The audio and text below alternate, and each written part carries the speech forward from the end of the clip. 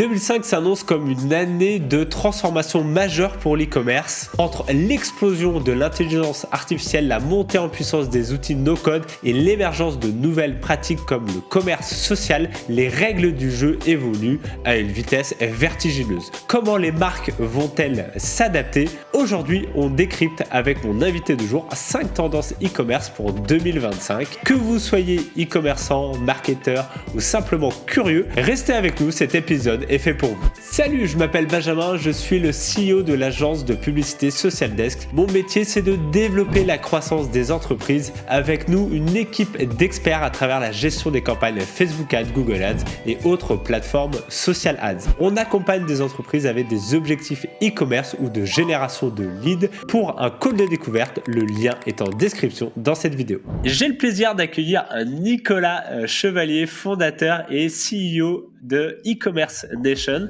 premier média numérique et communautaire e-commerce en France et en Europe, il me semble, depuis 2015 déjà. Également organisme de formation dédié à l'accompagnement des entrepreneurs et des professionnels du numérique dans le développement de leurs compétences de vente en ligne. Nicolas, tu es donc à la pointe sur toutes les nouvelles tendances du e-commerce, mais tu es également aussi un grand fan de trail, mais c'est pas du tout l'objet de cette vidéo. Bref, comment ça va, Nicolas? Super, merci de l'accueil, Benjamin. C'est un plaisir de pouvoir échanger avec toi et de prendre ces quelques minutes ensemble. Est-ce que tu pourrais peut-être te présenter un peu plus et j'ai fait une courte introduction d'e-commerce Nation, mais ça fait tellement longtemps que vous êtes là et vous êtes quand même bien présent dans l'écosystème. Voilà, avec tes mots, comment t'as lancé ça et où t'en es aujourd'hui finalement avec ce beau projet, quoi. Écoute, en quelques mots, moi j'ai eu un parcours assez international. J'ai eu la chance de bosser dans quelques startups européennes et notamment chez Rocket Internet, pour ceux qui connaissent, un incubateur qu'a lancé Zalando en Allemagne et après au niveau international. Et donc à cette époque-là, je me rendais déjà compte qu'il y avait un manque d'une communauté française et internationale autour du e-commerce. Le e-commerce, j'ai tendance à dire en conférence que c'est un peu mon petit frère. Ça a seulement 20 ans, donc c'est tout récent. Et donc les professionnels du e-commerce ont un besoin de se former, parce que généralement, c'est des gens qui n'ont pas fait d'études dans le e-commerce. Ils étaient dans le marketing, dans la communication, dans le merchandising, et donc ils ont dû appréhender ces nouveaux enjeux et ces nouvelles compétences. D'avoir un site qui répertorie les conseils, les solutions, les informations, les données, les études, et ça manquait. Et donc, c'est en ce sens-là qu'on s'est dit, on va lancer à peu près il y a 9 ans, 8 ans et demi, on va sur nos 9 ans, on va créer un site qui va permettre de rassembler ce réseau de professionnels en France et à l'international. Donc, on a un site français et on a un site anglais, et sur lesquels on va retrouver énormément de ressources. Ça peut être des infographies, des webinaires, des livres blancs, des podcasts. Bref, on a vraiment tout un écosystème qui est assez riche. On est très actifs sur LinkedIn, donc voilà, si des gens veulent nous suivre, il y a notre page e-commerce Nation sur LinkedIn. Et puis sur YouTube, on a un format aussi sur les actualités e-commerce. Donc voilà, n'hésitez pas à nous suivre, que ce soit sur LinkedIn, YouTube ou sinon notre newsletter pour ne rater aucun livre blanc et aucun webinaire. C'est une vraie mine d'or pour les commerçants et on mettra évidemment tous les liens dans la description pour que vous puissiez directement vous abonner et suivre tout ça. En tout cas, moi, je te suis évidemment, je vous suis depuis un petit moment et j'espère que d'autres du coup découvriront e-commerce Nation si vous ne connaissez pas encore. Merci pour la petite présentation et je te propose de vraiment attaquer directement dans le vif du sujet parce que les personnes qui regardent cette vidéo ont été attirées par ce titre, 5 tendances e-commerce en 2025, donc à quoi on va s'attendre. Et si je pars avec la première tendance, celle-ci elle va pas forcément vous étonner. Quel est l'impact aujourd'hui de l'intelligence artificielle et finalement, selon toi, selon nous, quelle est les prochaines grandes avancées de l'IA sur la partie e-commerce?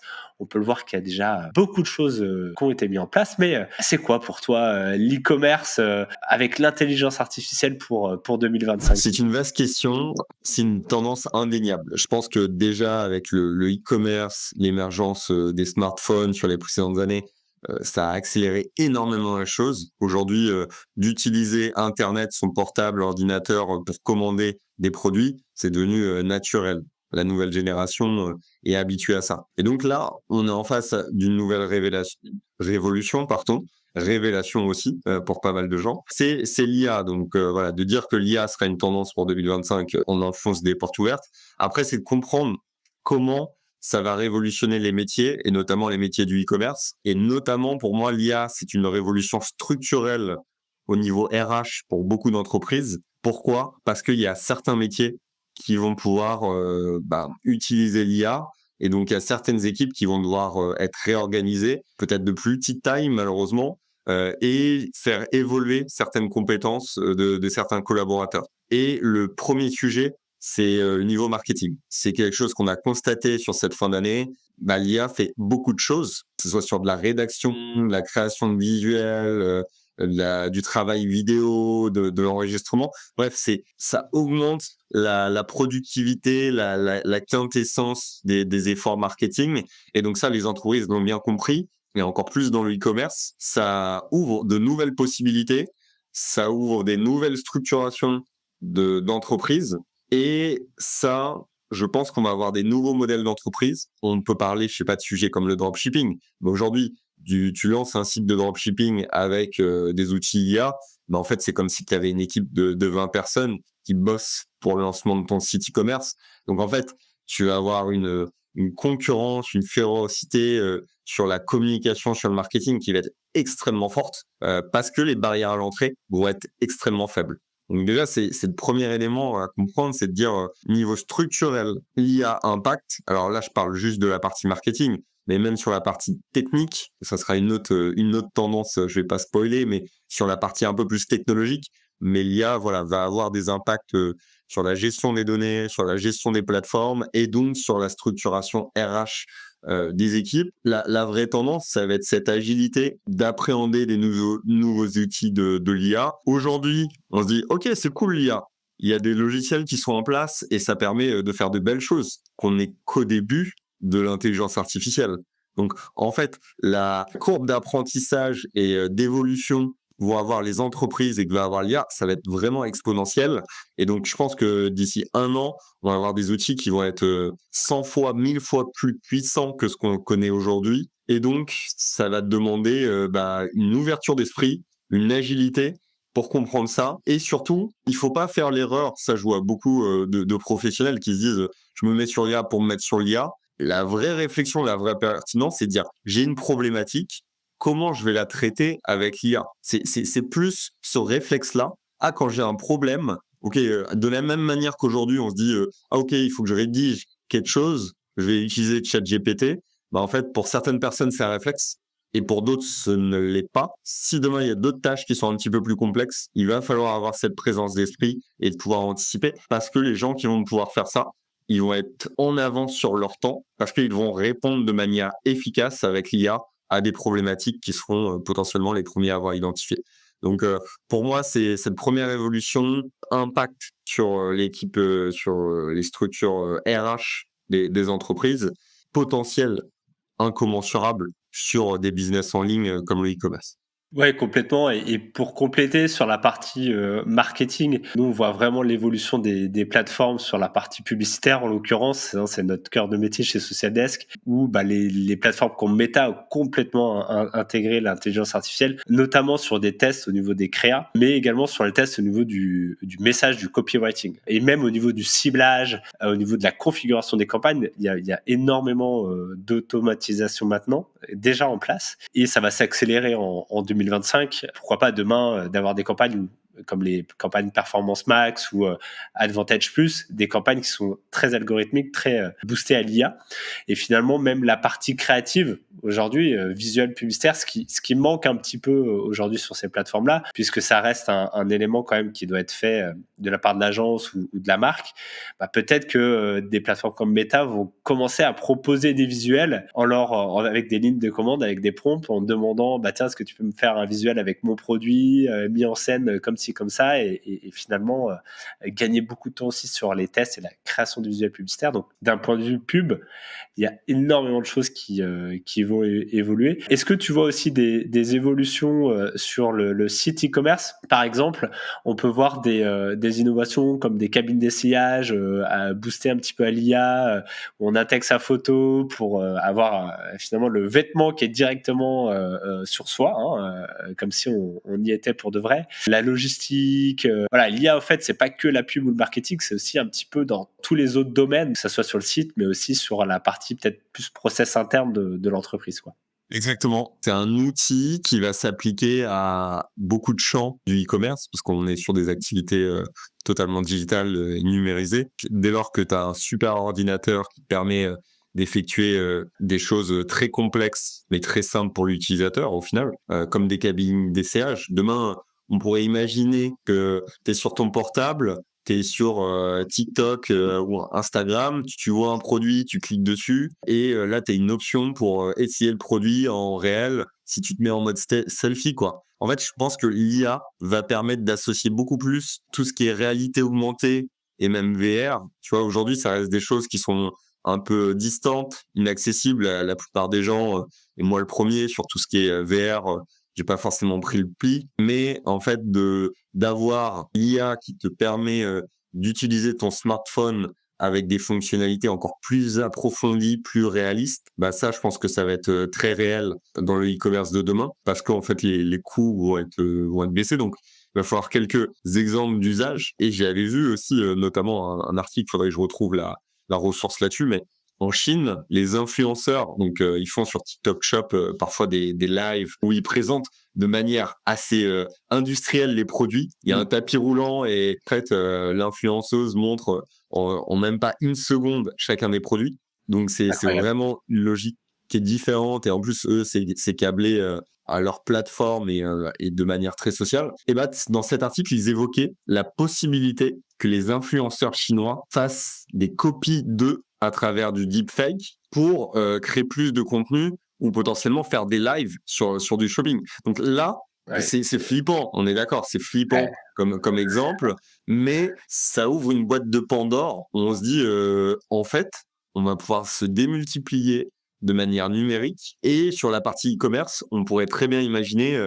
du live shopping. En fait, tu as un mec qui parle non-stop sur ta boutique, qui fait des commentaires dessus et tu as un flux vidéo où tu peux avoir des youtubeurs qui prêtent leur image pour la boutique et pour bon, je pense que on va arriver à un moment où il y aura besoin de certification, d'authenticité. Les gens vont revenir à de l'identité. Et je pense qu'il y aura un mouvement où il y aura des gens qui vont dire «Oh l'IA, c'est trop bien» et il y a des gens qui vont se dire «Ah l'IA, non, je veux pas du tout». Je pense qu'il y a des sites qui vont peut-être prendre ce parti-là, de se dire «Non, nous on reste un site pragmatique, on veut pas aller sur ces sujets-là, on veut respecter l'expérience humaine plus que robotique ou artificielle». Mais voilà, je trouve que ça ouvre énormément de possibilités. Après, la question, c'est est-ce que les gens vont rester maîtres de leur comportement ou est-ce que ça va être des comportements un petit peu plus intuitifs quand on voit le temps passé sur des plateformes comme TikTok. Voilà, il y a quelque chose qui est presque de l'ordre de la dépendance. Donc voilà. Mais pour revenir sur les sujets e-commerce, bien sûr que l'expérience client va être enrichie. Si on parle de personnalisation, aujourd'hui, c'est de la personnalisation qui est un peu une forme de persona. Si on dit, tu es un homme, tu as plus de 30-40 ans, on va te proposer plutôt tel produit. Selon ton parcours de vie, si tu as des enfants ou autre, on va peut-être faire aussi de la recommandation au genre d'éléments. Bah là, je pense qu'on va être encore plus précis, plus contextuel, parce que l'IA va te permettre d'englober plus d'éléments et de paramètres pour personnaliser ton expérience. Donc ça va être plutôt intéressant. Après, c'est cet enjeu de personnalisation, c'est toujours, il faut bien l'ajuster pour pas que ça soit trop intrusif pour les individus, surtout s'il y a une IA qui est extrêmement puissante dessus, si l'IA connaît quel moment précis tu as ouvert ton mail, tout ça, bref. Voilà, je pense qu'il faut toujours du recul et de l'analyse pour l'intégration de tout ça, mais c'est sûr que le traitement de la donnée, l'expérience client vont être fortement impactés et vont améliorer l'expérience qu'on aura en ligne de manière claire.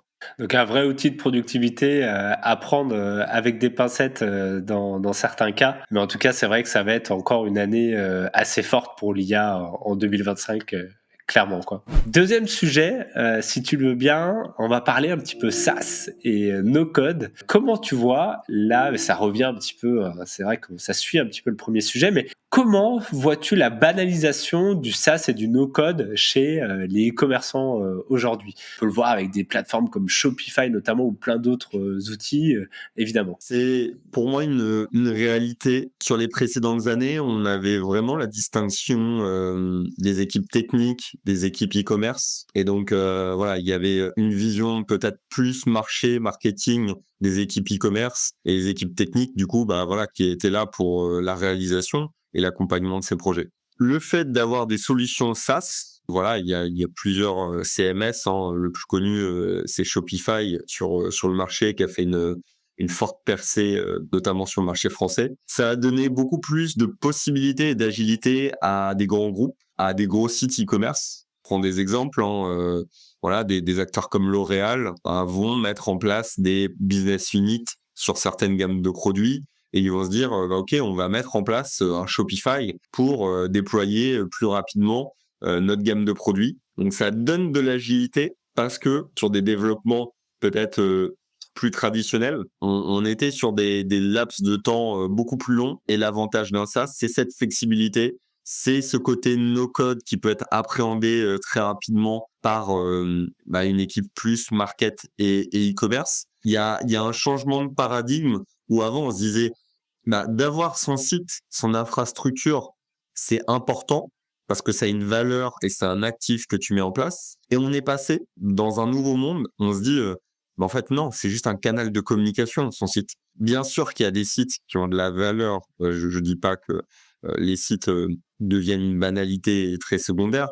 Ce que je veux dire, c'est que d'avoir une ressource aussi accessible, éducative qu'une plateforme SaaS, une plateforme e-commerce SaaS, et ben ça banalise et ça rend accessible et ça diminue la valeur d'avoir, un site e-commerce pertinent, vu que c'est à la disposition de la plupart des gens. Oui, puisque la réduction des coûts, d'entrée dans l'e-commerce a clairement baissé avec ces outils-là. Aujourd'hui, faire un site e-commerce, alors on parle beaucoup de Shopify, mais il y en a plein d'autres, ça c'est presque à la portée de tout le monde, maintenant et sans forcément savoir coder, quoi. Exactement. Et donc ça, c'est le début de l'évolution, donc des nouveaux acteurs SaaS qui évoluent. Mais là, si on poursuit après l'évolution, on parlait de la première tendance qui était l'IA. En fait, là, le no-code avec l'IA, j'ai plusieurs amis qui sont développeurs. Ils se disent, ouais, ok, j'utilise l'IA pour développer des sites. Je vais avoir des simulations de structure de code et après, je vais l'adapter et retravailler. Mais en fait, c'est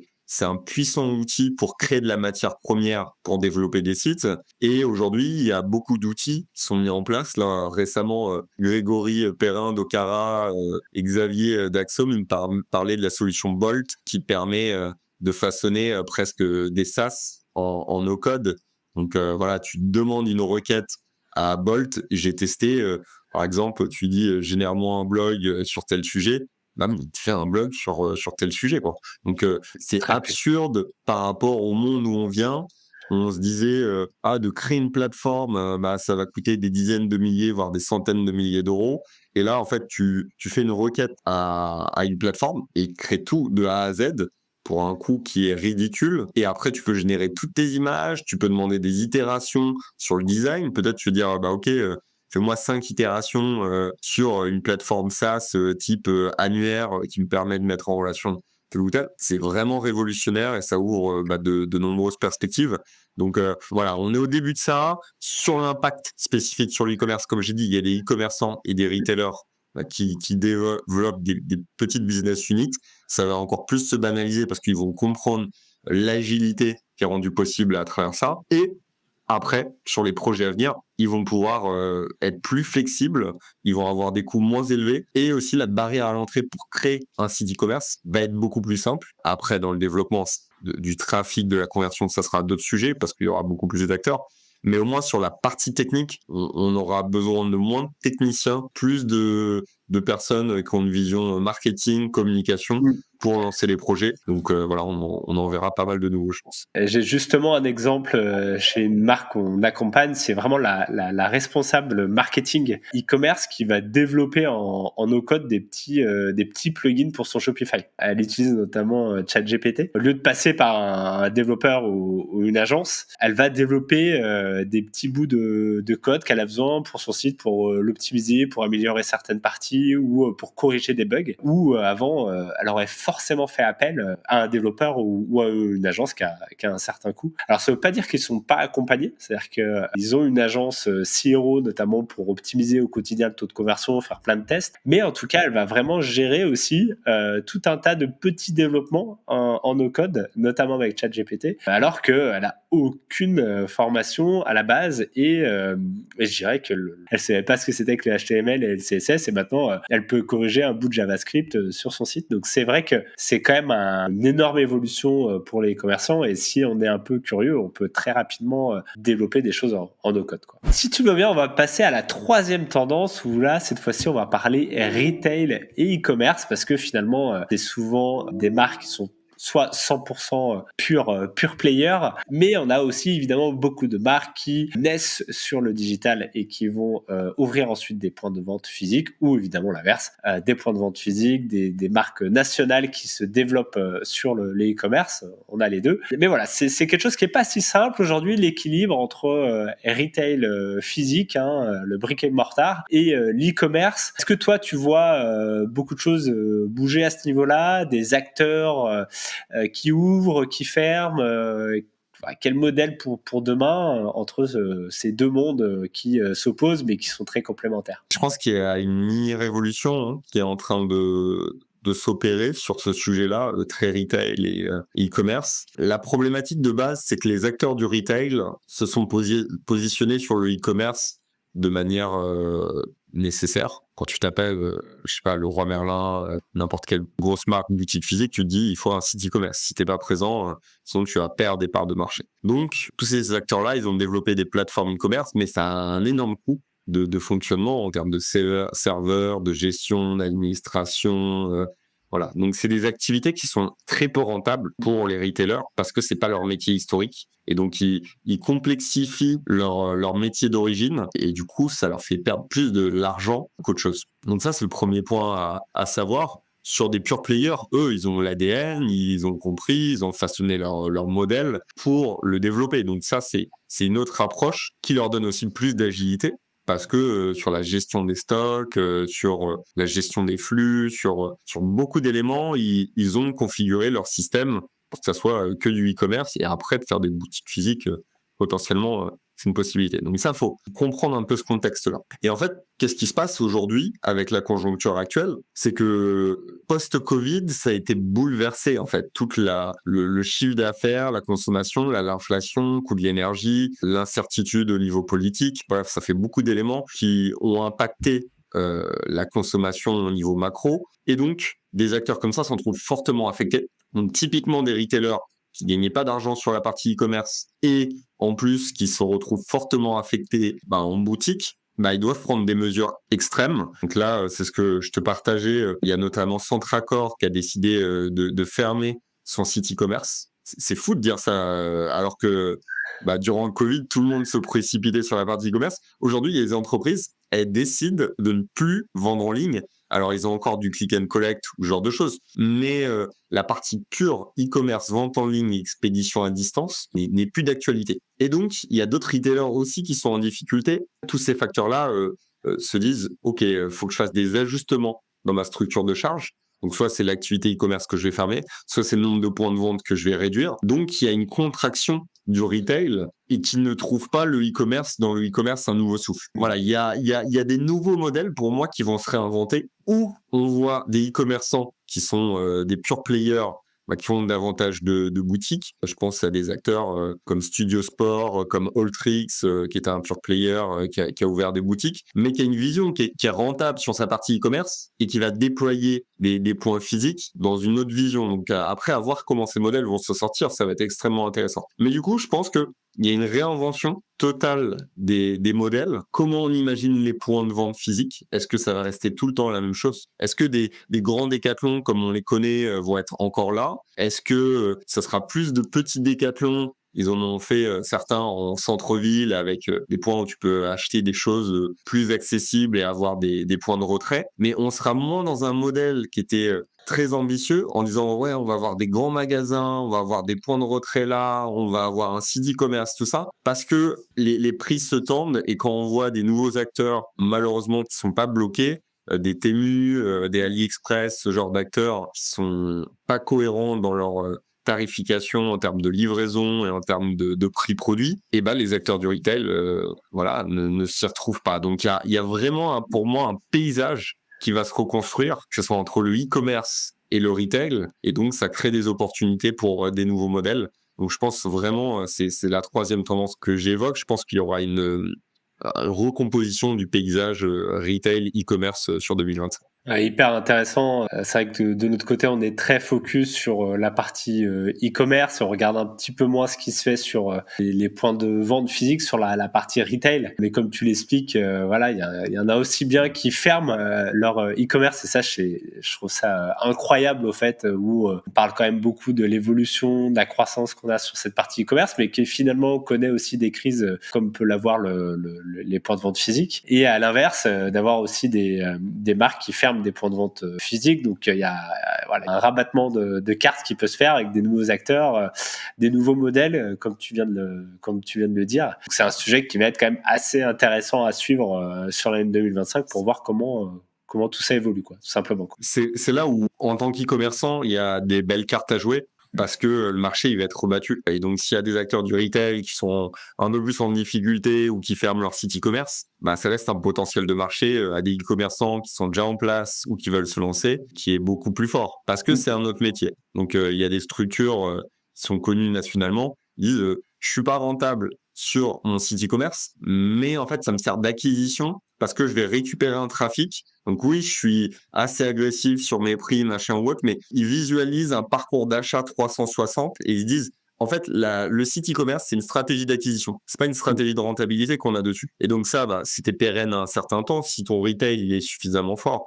Mais si ton retail il est moins fort, et bah, tu fais des arbitrages très conséquents sur ta stratégie et tu te dis, bah, l'activité e-commerce, dans ce cas, je la ferme parce que ça me coûte plus que ça me rapporte. Et donc, je vais revenir à une activité historique. Mais c'est un pari parce que si le retail ne reprend pas comme il faut pour telle ou telle raison, ça peut mettre en difficulté. On va parler maintenant sur la quatrième tendance de commerce social, commerce conversationnel. Quel canal conversationnel, canal social évidemment, aura peut-être le plus d'impact en 2025? Quelle plateforme plutôt va vraiment émerger? On en a parlé un tout petit peu avant de TikTok Shop. Il y a aussi WhatsApp, ChatGPT. On parle aussi, là, ça fait bien la transition de révolution aussi sur la partie e-commerce. Est-ce que ou d'adaptation du e-commerce, est-ce que justement cette adaptation peut aller sur le commerce social? Quel est ton avis sur cette partie-là, sur cette nouvelle plateforme de vente? Ouais, c'est très intéressant parce que si on se penche sur les dernières années, Meta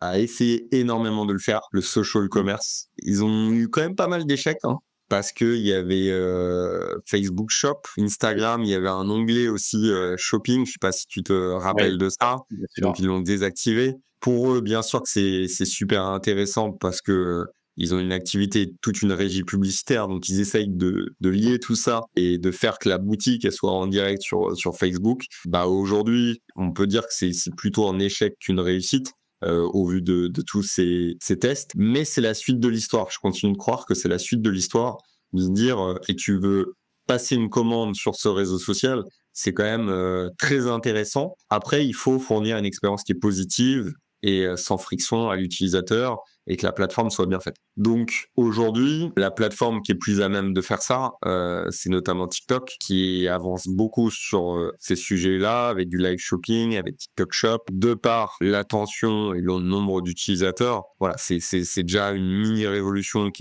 qui est entamé. Et si les e-commerçants sont pas encore intéressés à ce sujet-là, il faut qu'ils le fassent de toute urgence parce que voilà, c'est un potentiel de marché qui est très fort. L'algorithme, il reste assez viral et très intéressant. Donc en fait, c'est assez explosif en termes de chiffre d'affaires. C'est explosif, donc potentiellement instable. C'est une plateforme aussi chinoise, donc voilà, faut voir les pour et les contre. Mais pour moi, on tend vers une évolution.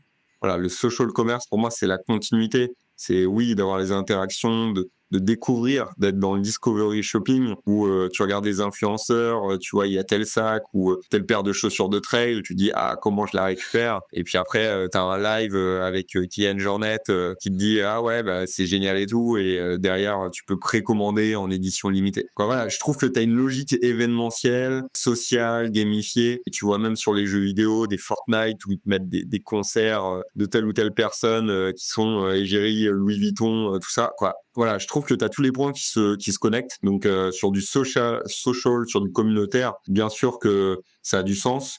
Si tu regardes aussi Google, comment ils fonctionnent avec YouTube, bah, ils intègrent aussi des recommandations de produits pour des youtubeurs. Leur plateforme pour Google Shopping, c'est quelque chose qu'ils vont, je pense, dynamiser aussi par la suite avec de l'IA pour les créateurs de contenu. Donc, pour moi, c'est ce mix qui va être gagnant. Vidéo shopping, et tu regardes YouTube, intégration Google Shopping ou TikTok avec TikTok Shop, bah en fait, ce mix-là, il est parfait pour les créateurs de contenu et pour les régies publicitaires. Donc, je pense qu'on va continuer encore plus dans cette voie-ci. Je te rejoins complètement. J'ai l'impression qu'il y a eu beaucoup d'échecs. Il y a peut-être une nouvelle révolution en 2025 qui va s'opérer, notamment pour populariser un petit peu le social shopping, où on a encore vraiment les réflexes d'aller plutôt sur le site de la marque pour acheter, sans forcément dire que c'est mieux ou moins bien. Après, moi, je vois aussi un deuxième enjeu sur les acteurs comme Meta, TikTok, sur le fait d'intégrer directement des boutiques dans leur plateforme.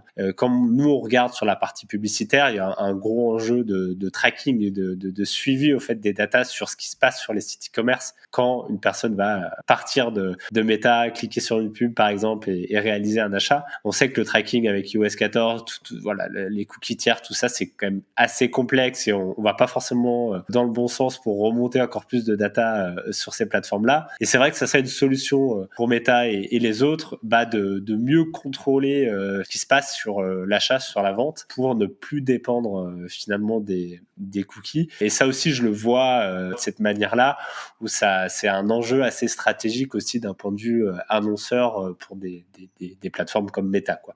On va passer à la dernière tendance, qui est pas forcément plus petite, mais peut-être la plus philosophique, le commerce responsable, ou finalement comment le commerce responsable peut s'aligner avec les enjeux de performance, de compétitivité qu'on peut avoir pour une marque, que ça soit sur les coûts de livraison, que ce soit sur les coûts de production. C'est quoi ton avis par rapport à ce gros sujet qui est un peu vaste, qui pourrait être presque philosophique, comme je viens de le dire, qui est le commerce responsable, quoi.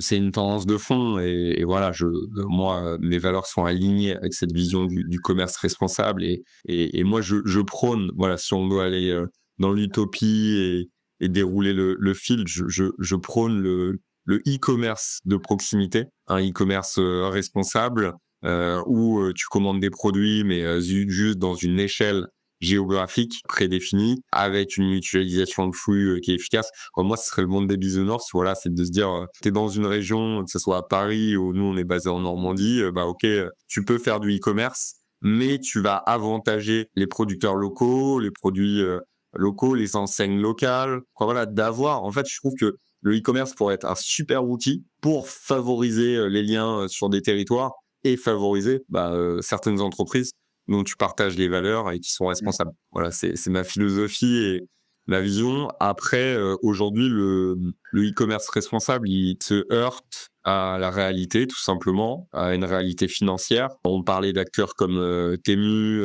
AliExpress. Voilà, c'est difficile d'expliquer aux gens. Ça dépend des typologies de produits, encore une fois, il faut voir selon le positionnement de chacun. Mais on le voit sur des acteurs, hein, si on prend l'exemple du slip français, qui est assez agité, Là, ils ont décidé de changer un peu leur stratégie, de réduire leurs coûts, mais pour ça, il faut pouvoir produire suffisamment et avoir suffisamment de commandes. Voilà, un acteur comme Slip Français qui est extrêmement avant-gardiste sur la partie e-commerce, sur les valeurs RSE, qui est un super modèle, bah, se heurte à une difficulté économique. Ça touche bien sûr de plus en plus les consommateurs. On voit toutes les études sur est-ce que vous achetez responsable, qu'est-ce que vous privilégiez sur une livraison plus saine, tout ça, plus raisonné. Oui, les gens désirent ça, mais le pragmatisme financier, il est incontournable. S'ils n'ont pas les moyens de s'acheter telle chose, bah, ils vont acheter sur d'autres plateformes qui sont moins responsables et d'autres sites. Voilà, j'espère que les modèles responsables vont en sortir plus forts et grandis sur ces prochaines années, mais il y a beaucoup d'exemples, que ça soit aussi dans le retail. Là, on voit que le coq sportif est en redressement judiciaire. Donc voilà, à voir s'ils ont les éléments pour rebondir. Mais pareil, qu'il y a une marque française qui a été sponsor des JO, qui a proposé des vêtements plus responsables sur un certain cahier des charges, tout ça. Voilà, c'est une entreprise qui a une très belle image, mais du coup, ça permet pas une viabilité économique. Après, j'ai pas les chiffres. Peut-être que la situation est moins critique que ce qu'il n'en paraît. Mais voilà, il y a quand même des points d'interrogation sur ce côté responsable, de comment avoir un modèle qui est rentable et responsable, qui peut se développer. Je pense sur certains segments, c'est très bien, mais d'où l'intérêt aussi de légiférer sur des structures qui sont externes et non responsables et donner potentiellement des bonus à des structures qui soient plus responsables. Voilà, je trouve que ça pose des questions fortes. Je pense qu'en tant que chef d'entreprise dans l'e-commerce, si vous avez une marque, bien sûr qu'il faut continuer d'être aligné avec ses valeurs, mais d'avoir une très forte compréhension des enjeux et de l'attente de vos clients. Pour certains clients, ça va être obligatoire d'avoir cette vision responsable-là, mais c'est de savoir comment l'associer à une structure qui est rentable. Et donc, ce travail un peu d'équilibriste pour un chef d'entreprise n'est pas évident, mais il est nécessaire. Voilà, il faut continuer de le mener. Et plus on va éduquer les consommateurs à ces sujets-là, plus on va développer de belles entreprises françaises responsables. L'effort de communication, il doit être fait, et l'effort aussi pour son entreprise, même si c'est un petit effort, doit être aussi effectué. Oui, complètement. Et j'ai l'exemple d'une marque qui m'a confié cette semaine, 100% Made in France, et qui m'a dit, mais tu sais, le Made in France, ça veut plus rien dire. Parce que beaucoup d'acteurs l'utilisent trop. Parfois, en fait, ils sont pas vraiment Made in France, ou en tout cas, oui, ils ont le droit d'utiliser le terme, mais finalement, on peut voir que c'est produit ailleurs, que c'est juste le montage qui est fait en France. Enfin, il y a plein de petites subtilités qui finalement, d'un point de vue consommateur, on ne voit pas forcément. On arrive sur le site, on voit que la marque, elle est Made in France. Bon, on a par rapport à ça.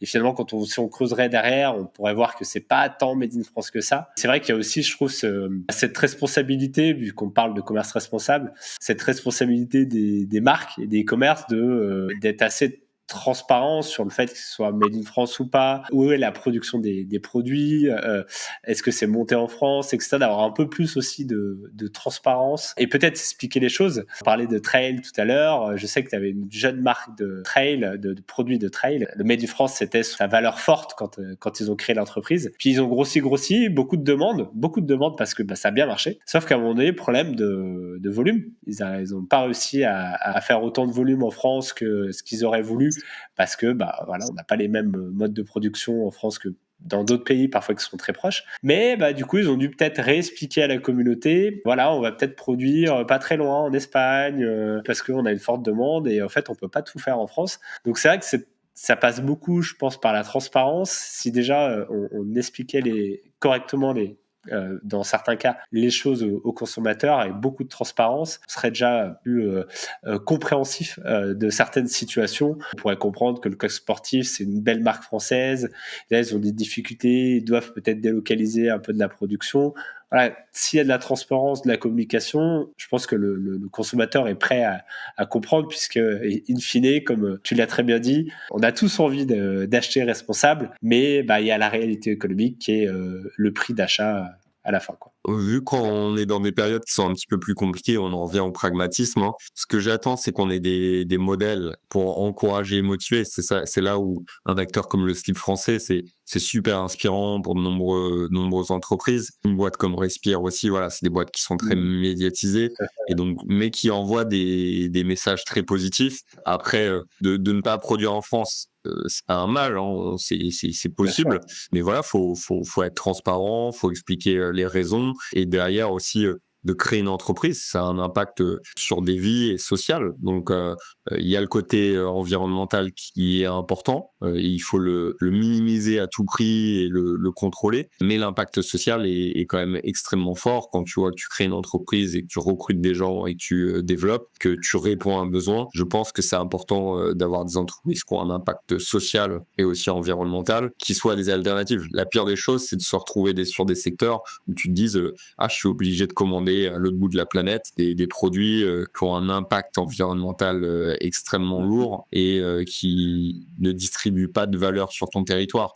Donc c'est pour ça que sur le Made in France, voilà, on sait que oui, parfois certains produits ne sont pas faits en France, mais ce qui est important, c'est qu'il y ait de la valeur distribuée sur le marché français pour redistribuer à une économie, travailler des liens proches. Mais je pense que on aura une phase, et ça, niveau politique, on va plutôt dans ce sens-là, de réduire peut-être les échanges internationaux, d'avoir plus des choses de proximité. Mais c'est sûr que le coût du travail en France rend beaucoup moins productif et donc moins accessible les produits. Après, sur certains sujets, notamment comme le luxe, il y a pas de sujet et ça se porte très bien. Donc voilà, il y a une question aussi de positionnement marketing, de développement. Ça va être des questions qui vont se poser, mais de tout miser sur la partie responsable, ça me paraît très risqué. C'est de se dire, OK, il faut que j'ai un produit qui soit de très bonne qualité. Et la partie responsable, oui, ça fait partie de mes valeurs. C'est quelque chose que je veux intégrer, mais je vais voir comment je vais pouvoir l'associer dans ma stratégie progressivement.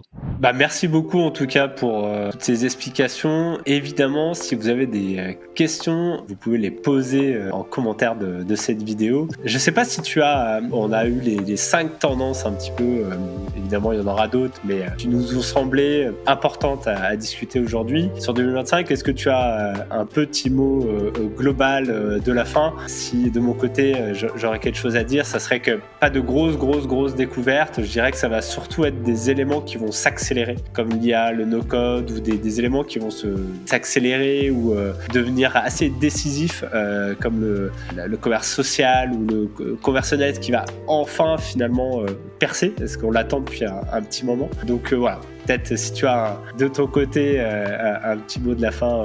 Je pense que le e-commerce, si on regarde les tendances, va repartir de manière progressive et linéaire. Donc ça, c'est quand même la bonne nouvelle, parce que le Covid a un peu agité les choses.